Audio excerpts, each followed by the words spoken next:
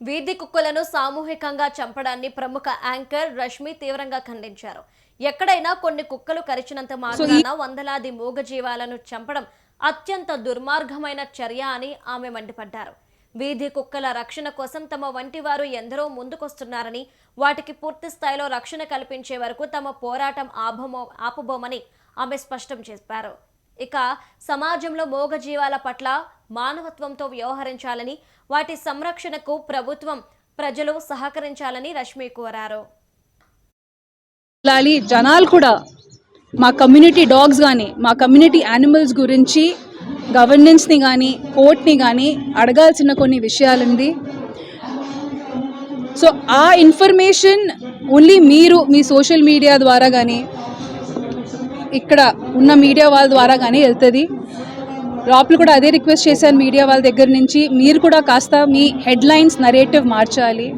Just 300 కుక్కలు తెలంగాణలో lethal ఇంజెక్షన్తో చంపడం కాకుండా దాని ముందు ఇన్హ్యూమెన్ అనే ఒక వర్డ్ పెడితే నరేటివ్ మారుతుంది. ఆ నరేటివ్ మారాలండి. మనం అడగాల్సింది గవర్నెన్స్కి ఒకే ఒక విషయం, యానిమల్ బర్త్ కంట్రోల్ అనేది ఎందుకు కరెక్ట్గా జరగలేదు. అది జరుగుంటే ఈరోజు మనం ఇంత ప్రాబ్లంలో ఉండేవాళ్ళం కాదు. Nextly anti rabies injection fake batch అనేది సర్క్యులేట్ అయ్యింది. దాని గురించి ఎవరు సమాధానం ఇస్తారు?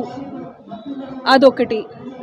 సరిగ్గా animal birth control at the same time vaccination సరిగ్గా జరుగుంటే ఇదంతా హడావిడి అయ్యేదే కాదు. So that we need to question. Nextly please stop backyard breeding. మీ ఇంట్లో ఒక ఫీమేల్ కుక్కని కొనేసి తీసుకొని వచ్చి వాటిని మళ్ళీ ప్రెగ్నెంట్ చేసి, అది లిటరలీ రేప్ అండి.